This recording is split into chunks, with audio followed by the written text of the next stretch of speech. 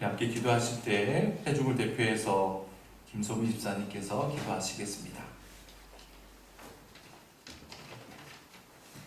거룩하신 하나님 아버지, 오늘도 변함없는 사랑과 은혜로 저희를 품어주시고 예배의 자리로 불러주셔서 감사합니다. 저희는 주님의 은혜를 알면서도 날마다 말씀을 읽고 살아갔음을 고백합니다. 저희의 부족함과 연약함을 회개합니다. 주님의 은혜로 새롭게 하여 주시옵소서.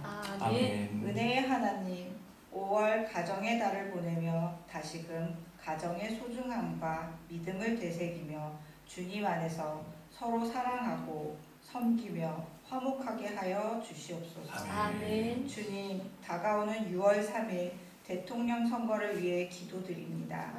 이 나라와 민족의 앞날을 주님 손에 맡겨드리오니 주님을 두려워할 줄 아는 이가 선택되어 혼란이 아닌 평화와 질서 속에서 이루어지게 하시고 국민 한 사람 한 사람에게 바른 분별력과 지혜를 주셔서 선한 선택을 하게 하여 주시옵소서. 아멘. 사랑의 주님, 새강릉 그리스도 교회를 위해 기도드립니다.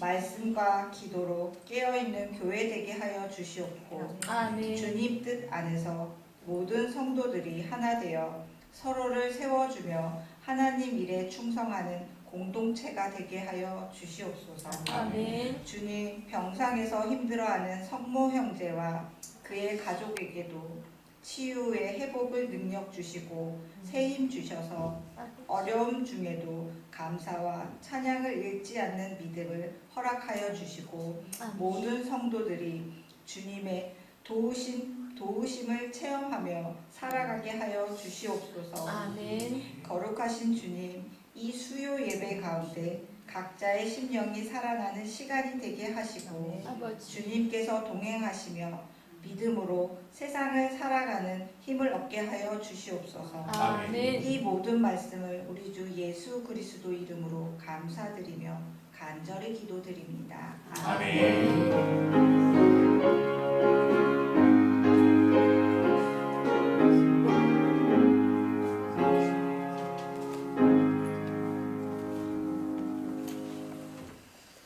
오늘 하나님께서 우리에게 주시는 말씀은 창세기 16장 1절 5절 말씀입니다. 창세기 16장 1절 5절 말씀, 우리 함께 한 목소리로 봉독해 보겠습니다. 시작. 아브라함의 아내 사레는 출산하지 못하였고 그에게 한 여종이 있으니 애굽 사람이요 이름은 하갈이라. 사레가 아브라함에게 이르되 여호와께서 내 출산을 허락하지 아니하셨으니 원하건대 내 여종에게 들어가라. 내가 혹 그로 말미암아 자녀를 얻을까 하노라 하매 아브라함이 사레의 말을 들으니라. 아브라함의 아내 사레가 그 여종 애굽 사람 하갈을 데려다가 그 남편 아브라함에게 첩으로 준 때는 아브라함이 가나안 땅에 거주한 지 10년 후였더라. 아브라함이 하갈과 동침하였더니 하갈이 임신하매 그가 자기의 임신함을 알고 그의 여주인을 멸시한지라. 사레가 아브라함에게 이르되 내가 받는 모욕은 당신이 받아야 옳도다.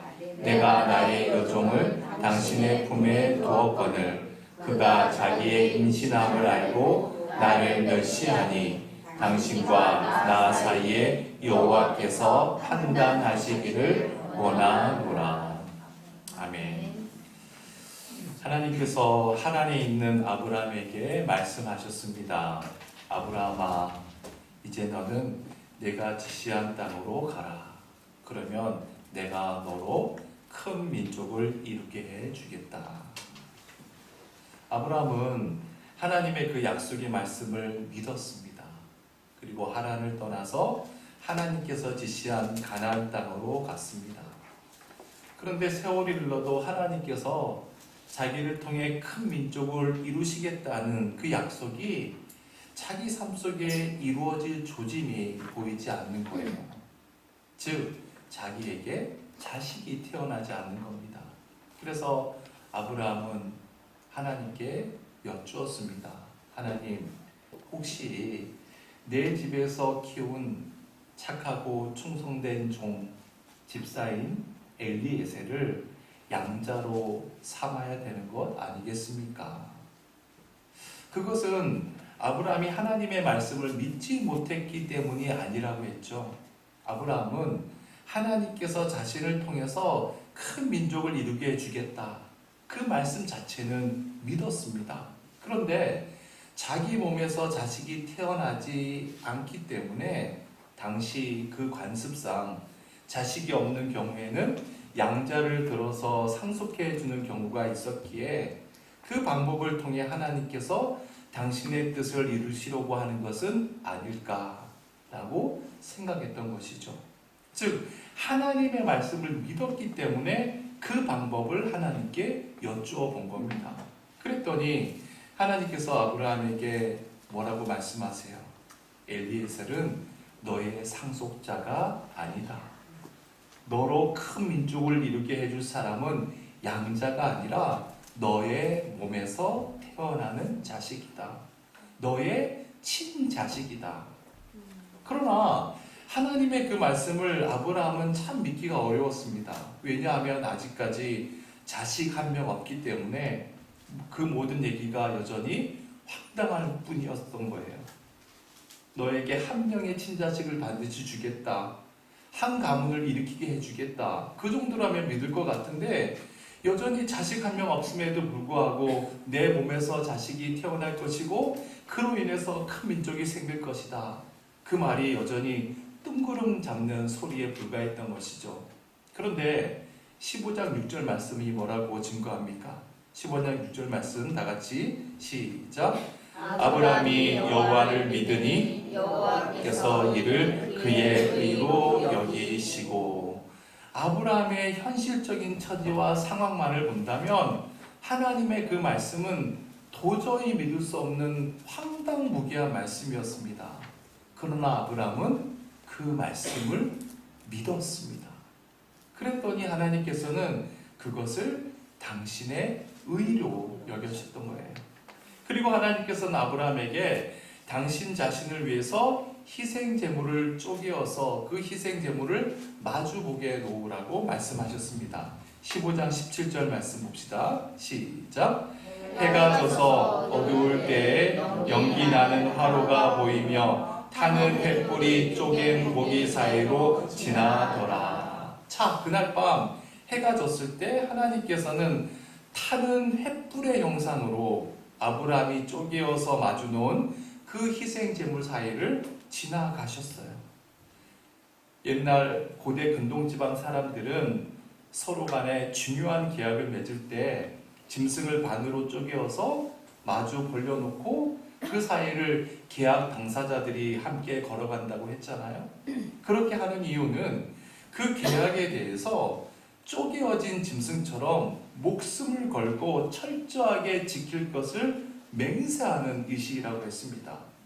하나님께서는 그 당시 인간들의 관습을 따라서 쪼개어진 제물 사이를 지나가신 거예요.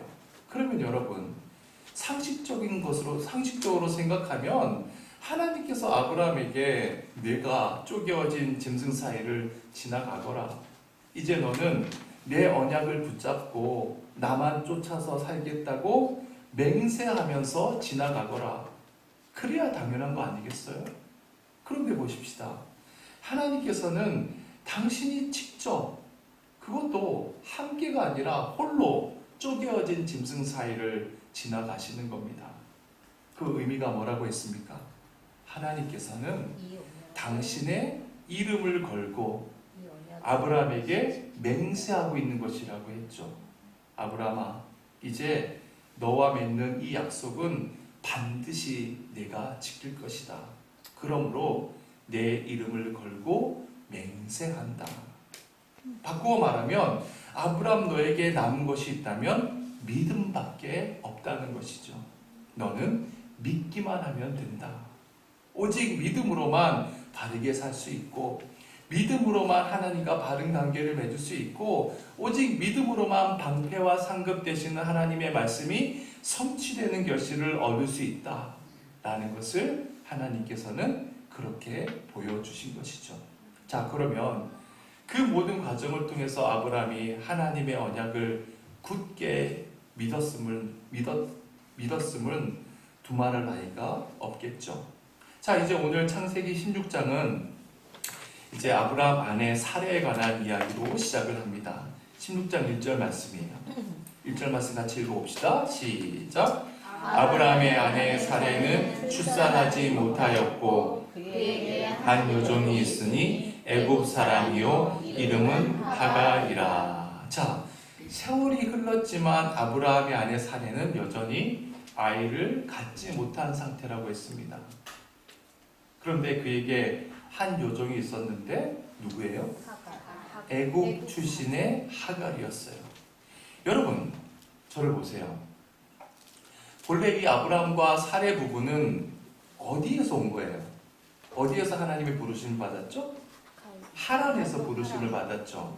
가나안 땅에서 북동쪽으로 한 700km 떨어진 하란에서 부르심을 받고 내려온 거예요. 그리고 하란에서 가나안 땅으로 온 겁니다. 그러면 가나안에서 하란이 700km 떨어져 있으면 애굽에서 하란은 얼마나 먼 거리입니까? 애굽은 가나안에서 남서쪽에 위치해 있거든요. 따라서 하란에서 살던 아브라함 부부에게 어떻게 지금 애굽 여종이 있을 수 있는 걸까요? 어떻게 있을 수 있죠?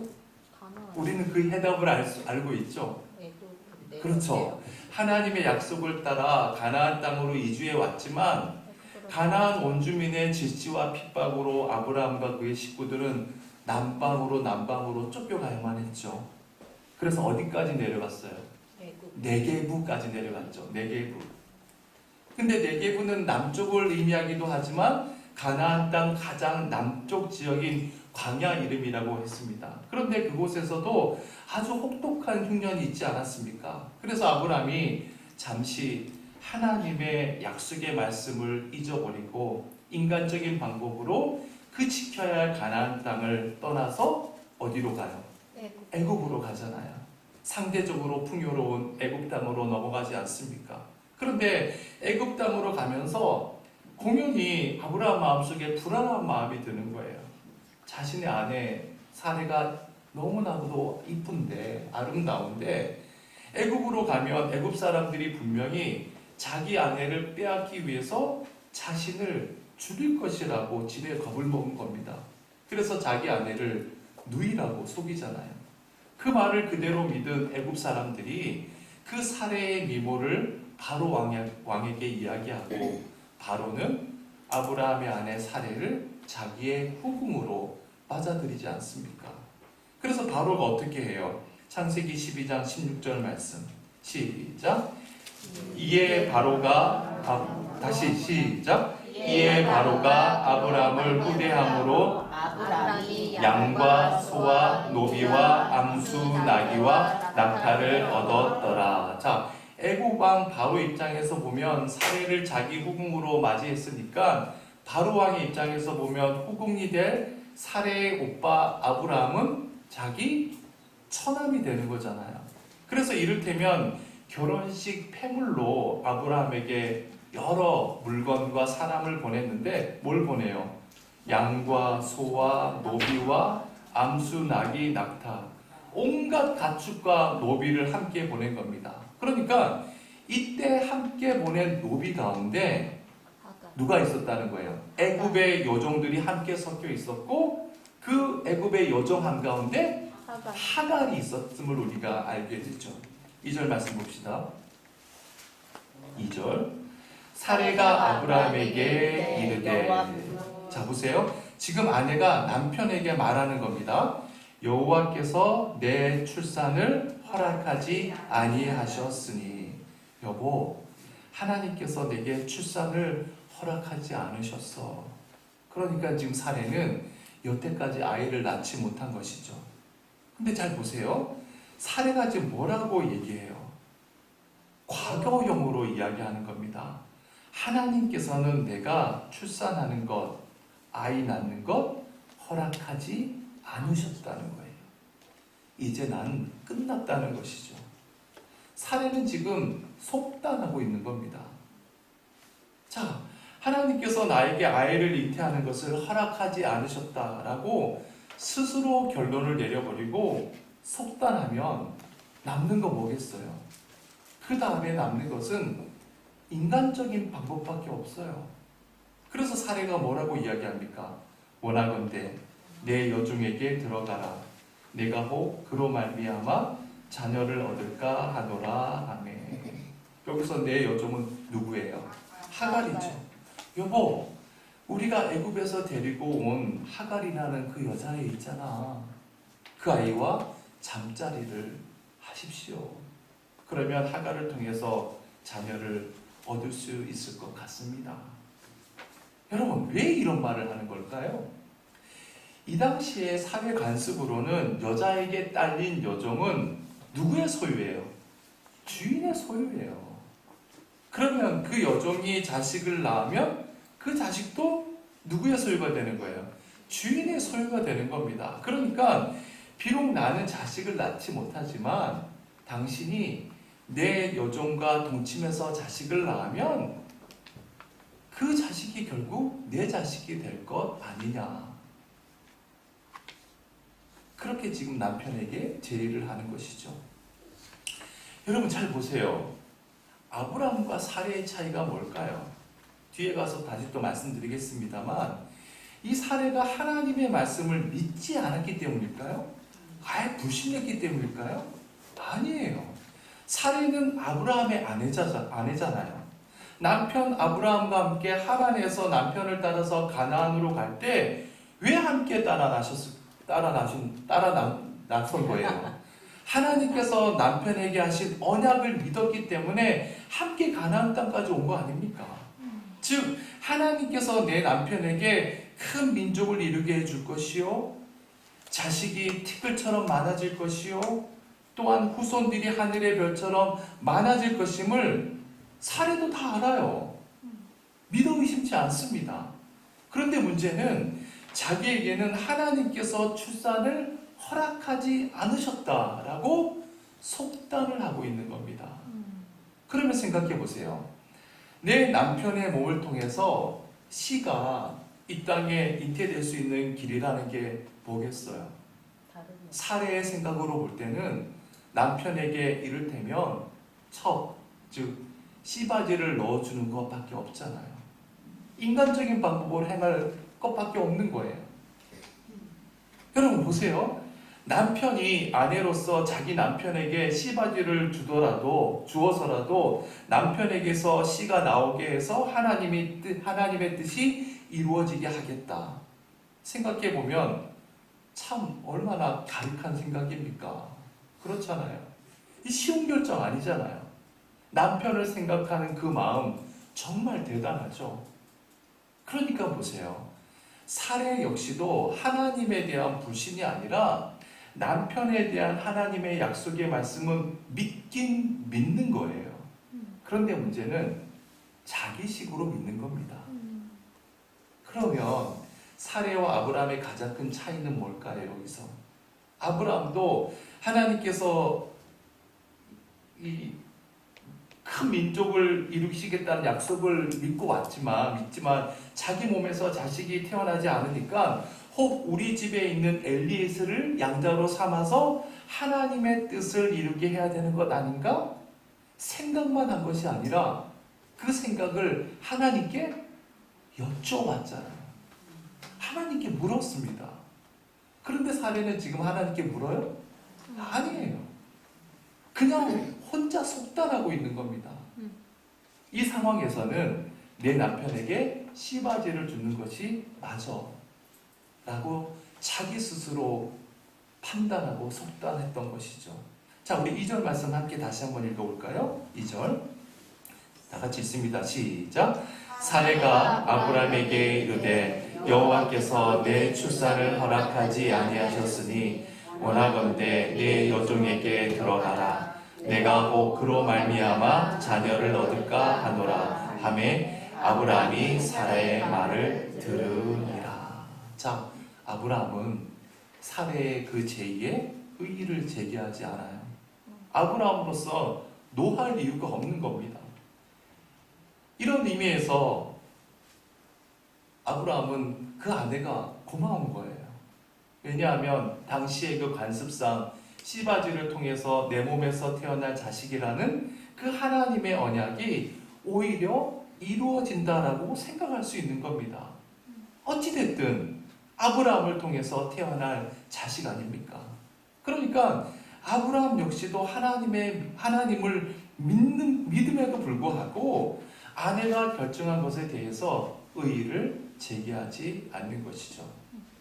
여러분, 여기서 지금 아브라함과 사레 이 부부의 근본적인 문제가 뭘까요? 이 두 사람은 지금 자기 나름대로 하나님을 믿고 있는 거예요. 하나님을 믿기 때문에 지금 이런 과정을 거치고 있는 것이죠. 가만히 보십시오. 하나님을 믿는다고 하면서도 아브라함과 사레의 주된 관심은 믿음의 본질에 있는 것이 아니라 하나님의 말씀을 이루는 과정에만 집착하고 있는 것을 볼 수가 있어요. 본질은 지금 생각하지 않아요. 여러분, 본질이 대체 뭐예요? 하나님께서 말씀하신 본질이 뭡니까?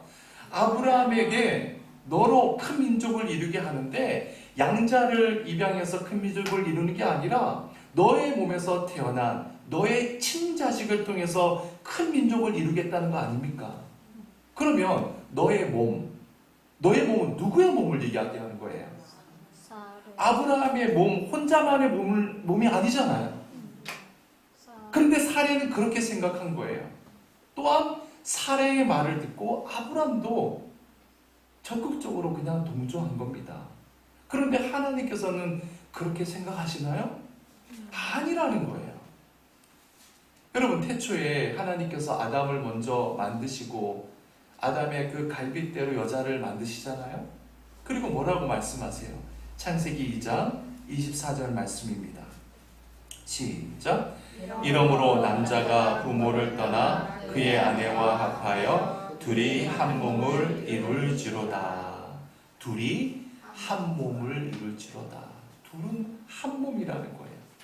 결혼한 남자와 여자가 두 지체라도 하나님은 두 지체로 보지 않는다는 거예요. 남자와 여자, 남편과 아내를 하나님은 한 몸으로 보세요. 그러면 하나님께서 아브라함에게 너의 몸을 통해 태어난 그 자식을 통해서 큰 민족을 이루겠다 약속하실 때 그 몸은 아브라함의 몸이기도 하지만 누구의 몸도 되는 거예요? 사레의 몸도 되는 것이죠. 그렇게 사레는 그 하나님의 말씀의 본질을 믿고 기다리면 되는 거예요. 기다려야만 했던 거예요. 남편의 몸이 내 몸이고 남편에게 주신 하나님의 약속이 곧 한 몸인 일심동체인 나를 향한 약속임을 믿는다면 다른 인간적인 방법은 필요 없는 것이죠. 따라서 하나님의 때에 이루어지기를 기다리기만 하면 되는 거예요. 그런데도 사레는 하나님의 말씀을 바르게 생각하지 않았습니다. 자기 마음대로 생각한 거예요. 여러분, 그렇습니다. 하나님의 말씀을 바르게 생각한다면 믿음의 본질은 기다림이라는 것을 우리가 알게 돼요. 내가 하나님의 말씀을 믿는다면 그 말씀은 내가 인위적으로 인간적인 방법으로 정한 때에 이루어지는 것이 아니라 반드시 하나님의 때에 이루어진다는 것, 그 본질을 믿고 기다려야 해요. 하지만 그 본질을 놓쳤을 때 사레는 하나님을 믿음에도 불구하고 남편을 사랑함에도 불구하고 남편을 통해서 큰 민족이 이루어지기를 기대하고 사모하고 있음에도 불구하고 그 본질은 제쳐놓고 인위적인 방법, 인간적인 방법을 구사하는 어리석음을 범하고 있는 것입니다. 여러분, 여기서 우리는 이 여자의 역할이 얼마나 중요한지에 대해서 새삼스럽게 확인하게 되죠. 창세기 2장 18절 말씀 봅시다. 창세기 2장 18절 시작. 여호와 하나님이 이르시되 사람이 혼자 사는 것이 좋지 아니하니 내가 그를 위하여 돕는 배필을 지으리라 하시니라. 자, 하나님께서 여자를 디자인할 때, 만드실 때 여자의 역할을 말씀하시면서 어떤 역할로 만드셨다고 하죠? 돕는 배필. 돕는 배필. 여러분, 그렇습니다. 여러분, 남자는요 참으로 불완전한 존재입니다. 제가 남자이기 때문에 항상 그런 걸 느낍니다. 불완전해요. 아내의 도움 없이는 남자의 인생은요 절대로 바르게 완성되지 않습니다. 마찬가지로 남자의 인생이 바르게 완성되지 않는다는 것은 결국 그 남편과 한 몸을 이루는 아내의 인생도 불완전해진다는 것을 의미해요. 그러기에 아내가 남편을 바르게 돕는 것이 얼마나 중요한지를 우리가 알게 되죠. 여러분, 하나님께서 만드신 최초의 여성인 하와를 한번 봅시다. 하와는 남편을 잘못 돕지 않았습니까? 먹어서는 안 될 금단의 열매를 자기가 먼저 먹고 그 열매를 남편에게 주잖아요. 남편이 낙원에서 쫓겨날 때 여자는 낙원에 그대로 머물러 있었나요? 아니에요. 함께 쫓겨났습니다. 왜? 둘은 한 몸이기 때문에. 하나님께서는 여자로 하여금 남편을 돕는 배필로 만드셨기 때문에 이 세상에 아무리 고집불통의 남자라 할지라도 아무리 아내 말을 안 듣는 사람 같아도 결과적으로는 아내의 영향을 받게 되고 있음을 알게 됩니다. 그게 하나님의 창조의 법칙이기 때문에 그래요. 여러분, 본문도 봅시다. 사례 역시 하나님의 말씀을 속단함으로 인해서 인간적인 방법으로 지금 남편을 돕고 있는 거 아닙니까? 또한 아브람 역시 아내의 도움을 받는 위치였기 때문에 그 잘못된 도움을 당연한 듯이 지금 받아들이고 있는 거예요. 이와 관련해서 잠언 14장 1절 말씀도 함께 봅시다. 시작. 지혜로운 여인은 자기 집을 세우되 미련한 여인은 자기 손으로 그것을 허무니라. 여러분, 이 말씀을 기록한 사람이 누구예요? 솔로몬이에요. 솔로몬은 여러분 그저 평범한 사람이 아니잖아요. 삼권을 장악하고 있던 절대 제왕이었습니다. 그런데 솔로몬은 자신의 군대로, 막강한 군대로 한 집안이 흥하고 망한다고 이야기하지 않아요. 자신의 권력으로 내 집안을 바르게 세울 수 있다고 말하지 않아요. 한 집안의 흥망성쇠는 누구에게 달렸다고요? 여자에게 달렸다는 겁니다. 여자에게. 왜 그렇습니까? 여자가 자기 남편에게, 자기 자식에게 무엇을 주느냐에 따라서 그 가정이 바르게 세워질 수도 있고 무너질 수도 있다는 겁니다. 그만큼 여자의 역할이 중요하다는 것이죠. 제가 예전에 읽었던 책 가운데 아직도 잊혀지지 않는 그 구절이 있어요. 인간의 싸움 중에서 가장 큰 싸움에 대해서 이야기를 하는데, 여러분, 인간의 싸움에서 가장 큰 싸움이 어떤 싸움일까요? 뭐 2차 세계대전, 뭐 그런 전쟁일까요? 뭐 6.25 한국 전쟁일까요? 아니에요. 그 책에서 이야기하는 것은 인간의 싸움 가운데서 가장 큰 싸움은 여인이 자기 자신과 싸우는 싸움이다라고 이야기합니다. 여러분, 그렇습니다. 여인이 말씀 위에서 자신과의 싸움에서 이기면 그 가정은 절대로 무너지지 않습니다. 그러나 여인이 말씀 안에서 자신과의 싸움에서 허물어지면 그 가정은 허물어집니다. 우리 새가는교회 여성 교우님들은 오직 말씀 안에서 자신과의 싸움에서 승리하시길 축원해 드립니다. 아멘. 우리 3절 말씀 봅시다. 3절. 아브라함의 아내 사레가 그 여종 애굽 사람 하갈을 데려다가 그 남편 아브라함에게 첩으로 준 때는. 자, 사레는 아브라함에게 말을 하고 곧장 행동으로 옮겨요. 자기 여종 하갈을 남편에게 첩으로 줘요. 여러분, 성경을 한번 봅시다. 여러분, 성경을 보시면 첩 앞에 주가 있죠. 숫자 1 있어 없어요? 없어요. 있죠. 그러면 밑에 보면 뭐라고 나와 있어요? 아래 보면 아내. 히하고 아내라 되어 있죠. 그러니까 히브리 말로는 아내라고 기록되어 있다는 겁니다. 여러분 지금 3절을 보면 아브라함의 아내 사레가 이렇게 시작을 하죠. 그리고 사레가 여종 애굽 사람 하가를 데려다가 남편 아브라함에게 첩으로 주었다 그러는데 이 첩하고 이 사레가 아내 사레가 똑같은 히브리 말로 이샤라고 해요. 다 같이 이샤. 이샤. 이샤는 다 아내라는 뜻이에요. 아내. 그러니까 아브라함의 아내 사레도 이샤고 첩도 이샤예요. 그러니까 우리말로 번역하는 그 성경 번역자들이 하갈에 대해서는 첩이라고 그냥 의미로 번역을 한 겁니다. 그런데 히브리 말로는 구별이 안 돼요. 아내. 그러니까 비록 신분상으로는 사레가 주인이고 하갈이 노예이지만 당시 이 중근동 지방은 일부 다처제 사회였잖아요. 즉 하갈은 신분상으로는 첩이자 시발이지만 남편과 잠자리를 하면서부터 이제 아이를 잉태하면서부터 사레와 똑같은 부인의 위치를 갖게 되었다는 겁니다. 계속 봅시다. 아브라함이 가나안 땅에 거주한 지 10년 후였더라. 자, 지금 사레는 남편 아브라함에게 임한 하나님의 약속을 믿고 몇 년을 기다린 거예요? 10년을 기다린 거예요. 여러분 10년이면 어때요? 감사히 받고. 간선이 변한 거예요? 사실 참 많이 기다린 거죠. 1, 2년만 기다려도 오래 기다린 건데 10년 기다렸다면 정말 많이 기다린 셈입니다. 그래서 사례는 이 정도 기다렸으면 충분하다라고 생각했던 것 같아요.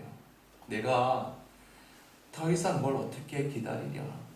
이제 하나님의 뜻이 이루어지게 하기 위해서는 세상 사람들이 하는 그 관습을 따라서라도 괜찮은 거 아니겠느냐라고 판단하게 된 근거가 가나안 땅에 거주한 지 10년이 지난 후였다라는 그런 의미죠.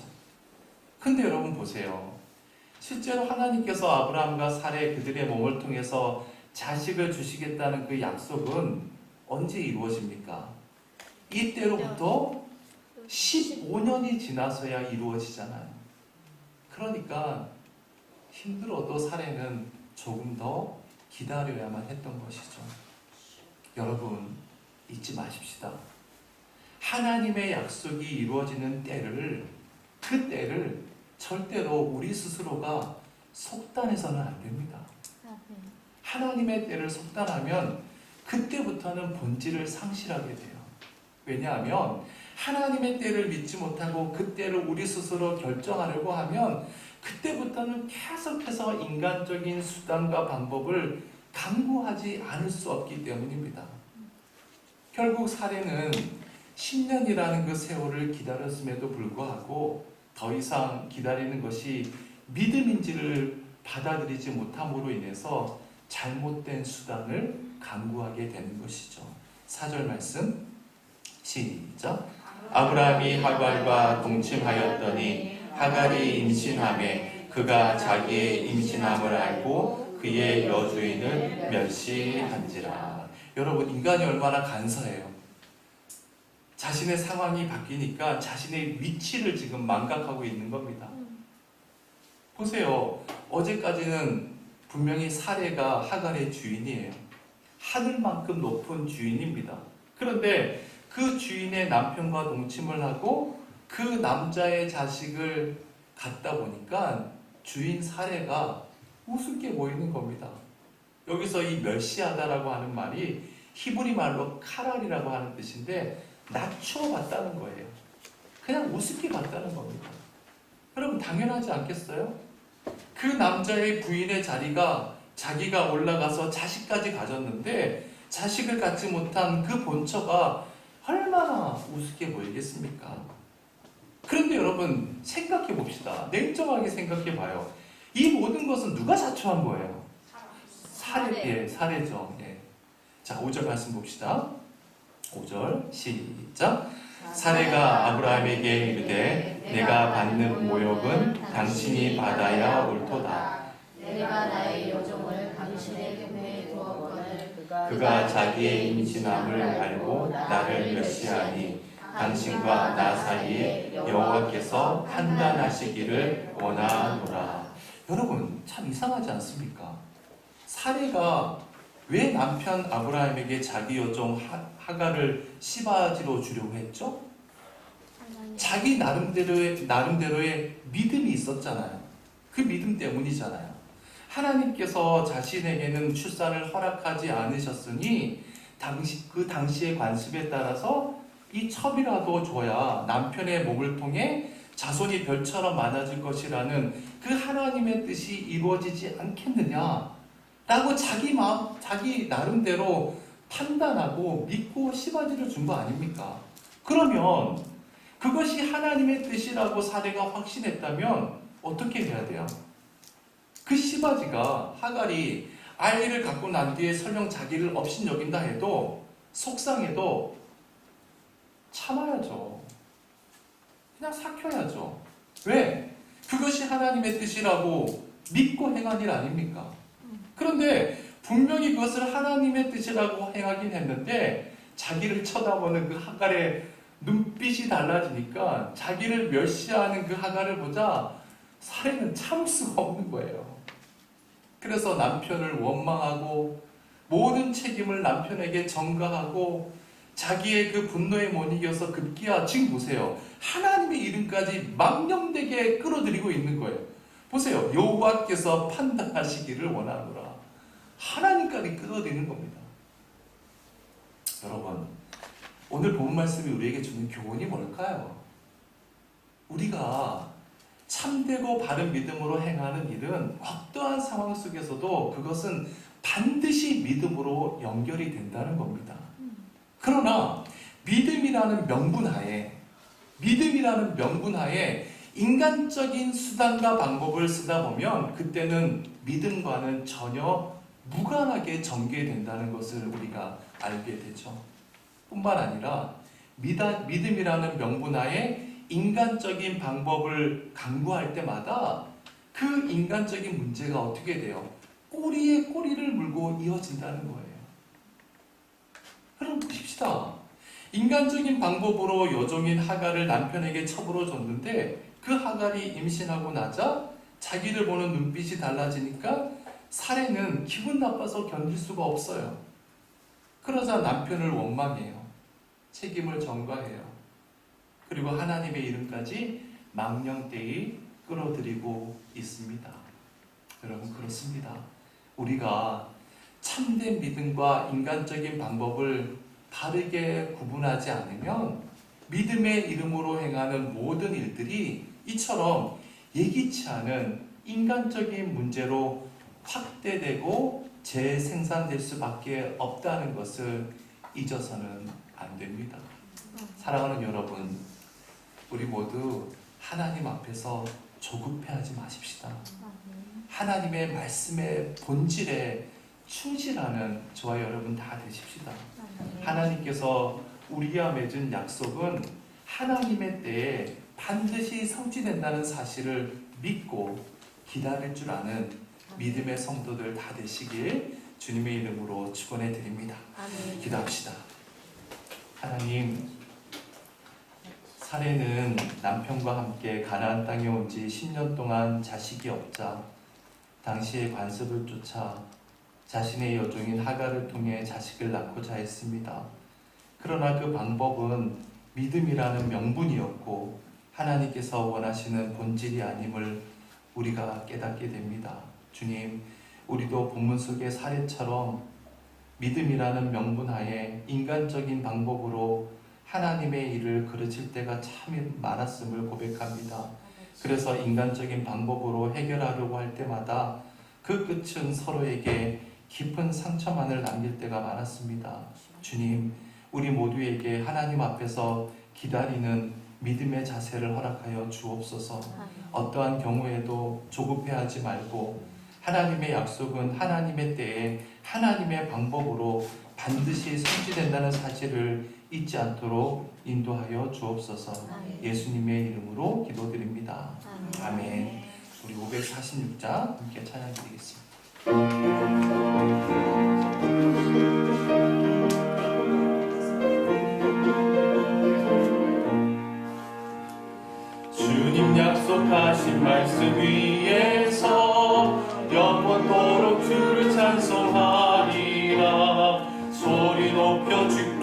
영광 돌리며 약속 믿고 굳게 서리라.